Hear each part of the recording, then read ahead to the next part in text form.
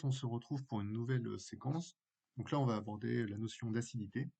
Et pour ça, je vous propose d'aborder ce thème-là dans le cas des brûlures d'estomac et de remontées acides. On va voir comment est-ce que l'on peut les combattre. Et pour ça, on va tester trois produits, un soda, de l'eau et une solution à base de bicarbonate. Donc l'idée, c'est de comprendre l'acidité et de voir du point de vue chimique pourquoi tel ou tel produit peut avoir une action contre ces remontées acides ou ces brûlures d'estomac. Donc aujourd'hui, on va commencer avec la première séquence. On va voir qu'est-ce qu'on appelle une solution acide. Alors quand on entend parler d'acide, on pense d'abord au goût, donc des aliments acides comme le citron, comme la pomme, le vinaigre, certains bonbons. Et donc nous, on va essayer de comprendre du point de vue chimique, qu'est-ce que c'est que cette acidité. Alors le parallèle qu'on peut faire assez simplement, c'est la chaleur. Donc la chaleur, on ne sait pas la mesurer. Par contre, ce qu'on sait mesurer, c'est la température avec un thermomètre.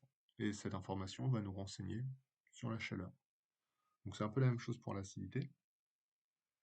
Pour estimer l'acidité d'une solution, on va mesurer son pH, potentiel hydrogène, et on peut le faire avec soit du papier pH, c'est un papier qui va changer de couleur en fonction de l'acidité de la solution, ou avec un pH-mètre qui fonctionne sur le même principe qu'un thermomètre. Le pH s'affiche. Donc pour les élèves qui n'ont pas déjà assisté à ce cours au collège, je vous invite à prendre une feuille de cours, à noter le titre de la leçon et à indiquer ce qu'il faut retenir, c'est-à-dire ce paragraphe, et bien indiquer les mots de vocabulaire que vous devez connaître, ce sont les termes qui sont en gras soulignés. Alors du point de vue chimique, une solution est dite acide si son pH est inférieur à 7. Donc là vous avez le cas de l'acide chlorhydrique. Donc j'ai testé l'acidité de l'acide chlorhydrique en mettant une goutte sur du papier pH et on peut lire pH égale 1. Donc là, on remarque qu'il n'y a pas d'unité pour le pH, hein, c'est le pH, il vaut 1. Et du point de vue des espèces chimiques, l'acidité, elle est due à la présence des ions hydrogène H+, présents en solution. Donc de la même manière, je vous invite à noter toutes ces informations et à bien souligner les termes que vous devez connaître. Alors quand le pH est supérieur à 7, dans ce cas-là, on va dire que la solution, elle est basique.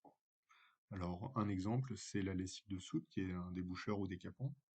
Et en testant son acidité, en mesurant son pH avec du papier pH, on constate qu'on est aux alentours de pH égale 14. Donc là, on est sur une solution très basique.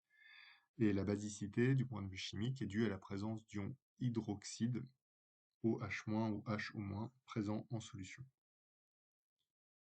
Le dernier cas qui nous intéresse, c'est lorsque le pH vaut 7. Dans ce cas-là, on dit que la solution est neutre. C'est le cas de l'eau du robinet, des eaux minérales pour la plupart. Donc pour résumer, je vous invite à compléter, à recopier et à compléter ce document dans votre cahier ou classeur. Donc on note l'échelle de pH de 0 à 14 et pour les différents domaines, on indique le caractère de la solution acido-basique et les ions présents en solution. Pour votre culture, j'indique ici quelques solutions de notre quotidien qui ont un caractère acido-basique. Donc le lait, par exemple, avec la présence de l'acide lactique, a un pH aux alentours de 6, donc elle est légèrement acide.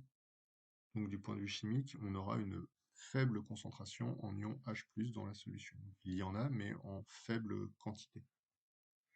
Le vinaigre, lui, avec un pH de 3, a une acidité un peu plus forte, donc on a une concentration en ion H+ un peu plus forte. Et enfin, l'acide chlorhydrique déjà cité, lui est un acide fort. On a un pH aux alentours de 0 ou de 1, et là on a une très forte concentration en ion H+. On peut citer également, du point de vue des aliments, le citron et la pomme, avec l'acide citrique et l'acide malique, qui confèrent au jus de pomme et de citron une certaine acidité. Au milieu de l'échelle pH, on trouve évidemment l'eau, et de l'autre côté, dans le domaine basique, on va trouver plutôt des produits d'entretien. On a l'eau de la mer qui a un pH aux alentours de 8. Sinon, tout ce qui va être eau de Javel et Desktop ou lessive de soude, on a des pH assez élevés, entre 12 et 14. Et donc ça, ça s'explique également avec la concentration en ions OH-. Donc plus on a un pH élevé, plus la concentration en ions OH- est importante. Voilà. Pour conclure cette activité, on revient sur notre contexte de brûlure d'estomac, avec les différents produits à tester. Donc, je vous invite à répondre à ces 3 questions, mesurer le pH de ces 2 solutions, en déduire leur caractère acido-basique et rappeler les ions responsables de ce caractère.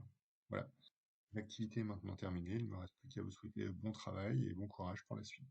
À bientôt!